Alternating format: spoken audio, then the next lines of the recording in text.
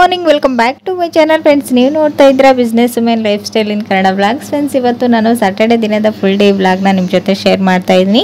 So ಇವಾಗ ನೋಡ್ತಾ ಇರ್ಬೋದು ಟೈಮ್ 8 o'clock ಆಗಿದೆ. ಇವಾಗ ಮಾರ್ನಿಂಗ್ ರೊಟೀನ್ ಎಲ್ಲನೂ ಮುಗೀತಾ ಬಂತು.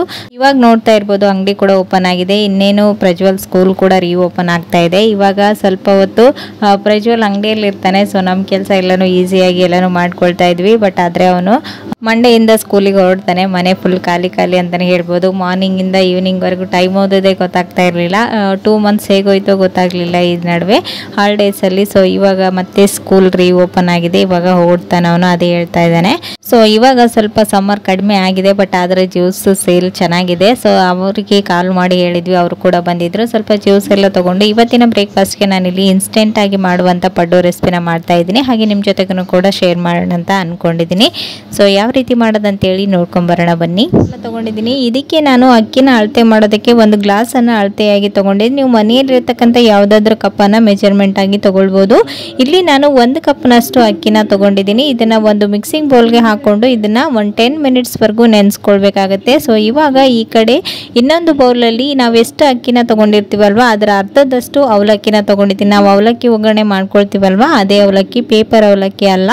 ಸೊ ಈ ಅವಲಕ್ಕಿನ 1-2 ಸರಿ ಚೆನ್ನಾಗಿ ವಾಶ್ ಮಾಡಿ ಇದನ್ನು ಇವೆರಡು ಅಕ್ಕಿ ಮತ್ತು ಅವಲಕ್ಕಿನ ಎರಡನ್ನು ಒಂದು 10 minutesವರೆಗೂ ರೆಸ್ಟ್ ಮಾಡಲು ಬಿಡಬೇಕು. 10 minutes ಆದ ನಂತರ ತೋರಿಸ್ತಾ ಇದ್ದೀನಿ. ನೋಡ್ತಾ ಇರ್ಬೋದು ಅವಲಕ್ಕಿ ಹಾಗೂ ಅಕ್ಕಿ ಚೆನ್ನಾಗಿ ನೆಂದಿದೆ. ಇವಾಗ ಇದನ್ನು ಒಂದು ಮಿಕ್ಸಿ ಜಾರ್ಗೆ ಹಾಕ್ಕೊಂಡು ನೀಟಾಗಿ ಗ್ರೈಂಡ್ ಮಾಡ್ಕೊಳ್ಬೇಕು. ನಾನು ಇಲ್ಲಿ ದೊಡ್ಡ ಮಿಕ್ಸಿ ಜಾರನ್ನು ತೊಗೊಂಡು ಎರಡನ್ನು ಒಂದೇ ಸಲನೇ ಗ್ರೈಂಡ್ ಮಾಡ್ಕೊಳ್ತಾ ಇದ್ದೀನಿ. ನೀವು ಸಪ್ರೇಟ್ ಆಗಿನೂ ಕೂಡ ಗ್ರೈಂಡ್ ಮಾಡ್ಕೊಳ್ಬೋದು. ಸೊ ನೋಡ್ತಾ ಇರ್ಬೋದು ಇಲ್ಲಿ ಇನ್ಸ್ಟೆಂಟ್ ಆಗಿ ಈ ಒಂದು ಪಡ್ಡು ಇಟ್ಟು ಹುಳಿ ಬರ್ಸೋದಕ್ಕೋಸ್ಕರ ನಾನಿಲ್ಲಿ 2 ಟೇಬಲ್ ಸ್ಪೂನಷ್ಟು ಮೊಸರನ್ನು ಆ್ಯಡ್ ಮಾಡ್ತಾ ಇದ್ದೀನಿ.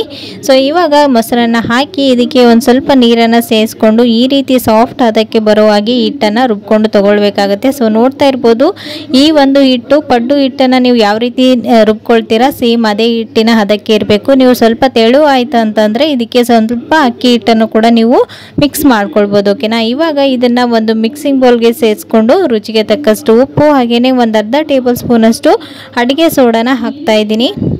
ಇದನ್ನು ಒಂದ್ಸಲ ಚೆನ್ನಾಗಿ ಮಿಕ್ಸ್ ಮಾಡಿಕೊಂಡು ಇವಾಗ ಇದಕ್ಕೆ ವೆಜಿಟೇಬಲ್ಸ್ನ ಸೇರಿಸ್ಕೊಳ್ಬೇಕು. ನಾನಿಲ್ಲಿ ಒಂದು ಈರುಳ್ಳಿ, ಒಂದು ಟೊಮೆಟೊ ಹಾಗೂ ಒಂದು ದಪ್ಪ ಮೆಣಸಿನ್ಕಾಯಿನ ಈ ರೀತಿ ಚಿಕ್ಕ ಪೀಸ್ಗಳಾಗಿ ಕಟ್ ಮಾಡಿ ಸೇರಿಸ್ಕೊಂಡಿದ್ದೀನಿ. ಇದಕ್ಕೆ ಒಂದು ಸ್ವಲ್ಪ ಹಸಿ ಕರಿಬೇವನ್ನು ಕೂಡ ಈ ರೀತಿ ಚಿಕ್ಕದಾಗಿ ಕಟ್ ಮಾಡಿ ಸೇರಿಸ್ಕೊಳ್ತಾ ಇದ್ದೀನಿ. ಇವಾಗ ಇದಕ್ಕೆ ನಾವಿಲ್ಲಿ ಒಂದು 5-6 ಕ್ಯಾರೆಟ್ನ ಈ ರೀತಿ ತುರಿದು ಸೇರಿಸ್ಕೊಳ್ತಾ ಇದ್ದೀನಿ. ಈ ಒಂದು ಇನ್ಸ್ಟೆಂಟ್ ಪಡ್ಡಿಗೆ ಈ ರೀತಿ ನೀವು ಎಕ್ಸ್ಟ್ರಾ ಕ್ಯಾರೆಟ್ನ ಹಾಕಿ ಮಾಡ್ಕೊಳ್ಳೋದ್ರಿಂದ ಈ ಒಂದು ಪಡ್ಡು ತುಂಬಾ ಟೇಸ್ಟಿಯಾಗಿರುತ್ತೆ, ಹಾಗೆ ಹೆಲ್ದಿನೂ ಕೂಡ ಹೌದು. ಸೊ ನೋಡ್ತಾ ಇರ್ಬೋದು ಇವಾಗ ಈ ವೆಜಿಟೇಬಲ್ಸ್ ಎಲ್ಲಾನು ಹಾಕಿ ಒಂದ್ಸರಿ ನೀಟಾಗಿ ಮಿಕ್ಸ್ ಮಾಡ್ಕೊಂಡು ತಗೊಳ್ಳಿ. ಇವಾಗ ಪಡ್ಡು ಹಿಟ್ಟು ರೆಡಿ ಆಯ್ತು. ಇವಾಗ ಇದಕ್ಕೆ ಬೆಸ್ಟ್ ಕಾಂಬಿನೇಷನ್ ಆದಂತಹ ಕೊಕೊನಟ್ ಪುಟಾಣಿ ಚಟ್ನಿನ ರೆಡಿ ಮಾಡ್ಕೊಳ್ತಾ ಇದ್ದೀನಿ. ಈ ಒಂದು ಚಟ್ನಿ ರೆಸಿಪಿನ ಆಲ್ರೆಡಿ ನನ್ನ ಚಾನಲಲ್ಲಿ ಶೇರ್ ಮಾಡಿದ್ದೀನಿ. ನಿಮ್ಗೆ ಯಾರಿಗಾದ್ರೂ ಇಂಟ್ರೆಸ್ಟ್ ಇದ್ರೆ ಹೋಗಿ ಚೆಕ್ ಮಾಡ್ಕೊಳ್ಬೋದು. ಸೊ ಇದರ ಒಂದು ರೆಸಿಪಿನ ನಾನು ಶೇರ್ ಮಾಡ್ತಾ ಇಲ್ಲ, ಜಸ್ಟ್ ಇನ್ಸ್ಟೆಂಟ್ ಆಗಿ ಮಾಡುವಂತಹ ಪಡ್ಡು ರೆಸಿಪಿನ ಮಾತ್ರ ಶೇರ್ ಮಾಡ್ತಾ ಇದ್ದೀನಿ. ಇವಾಗ ನೋಡ್ತಾ ಇದ್ರೆ ಚಟ್ನಿ ಕೂಡ ರೆಡಿ ಆಗಿದೆ. ಇನ್ನೇನು ಬಿಸಿಯಾಗಿ ಪಡ್ಡುನ ಹಾಕೊಳ್ಳೋದು.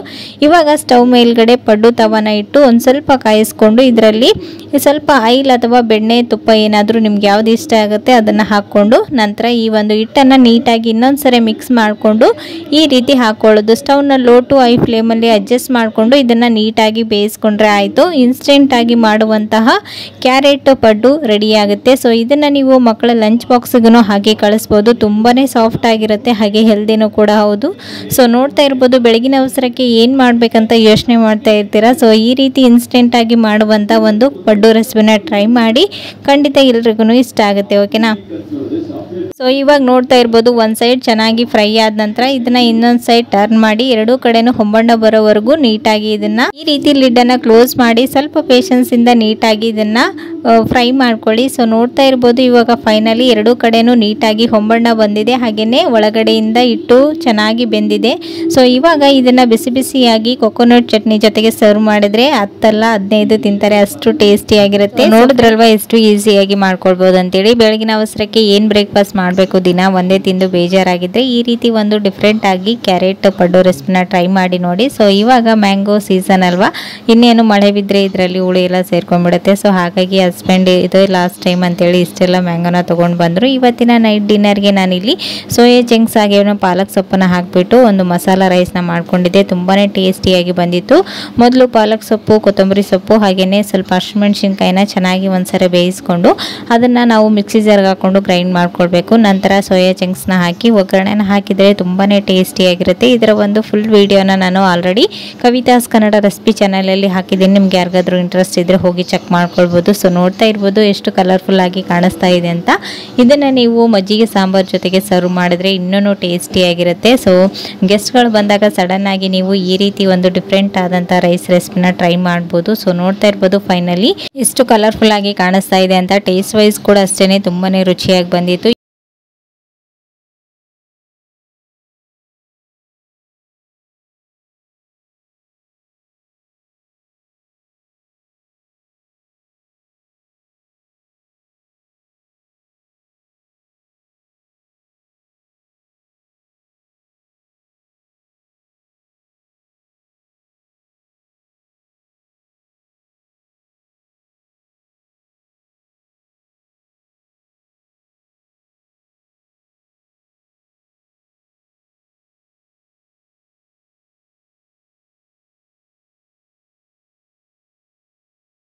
ಖಂಡಿತ ಯೂಸ್ಫುಲ್ ಆಗುತ್ತೆ, ಯೂಸ್ ಮಾಡಿ. ಫ್ರೆಂಡ್ಸ್ ನೋಡಿದ್ರಲ್ವಾ, ಇದಾಗಿತ್ತು ಸ್ಯಾಟರ್ಡೆ ದಿನದ ಫುಲ್ ಡೇ ಬ್ಲಾಗ್. ಇವತ್ತಿನ ಬ್ಲಾಗ್ನ ಇಲ್ಲಿಗೆ ಎಂಡ್ ಮಾಡ್ತೀನಿ. ಮತ್ತೆ ನಾಳೆ ಹೊಸ ಬ್ಲಾಗ್ನೊಂದಿಗೆ ಮತ್ತೆ ನಿಮ್ಮನ್ನ ಮೀಟ್ ಮಾಡ್ತೀನಿ ಫ್ರೆಂಡ್ಸ್. ಅಲ್ಲಿವರೆಗೂ ಟೇಕ್ ಕೇರ್, ಬಾಯ್.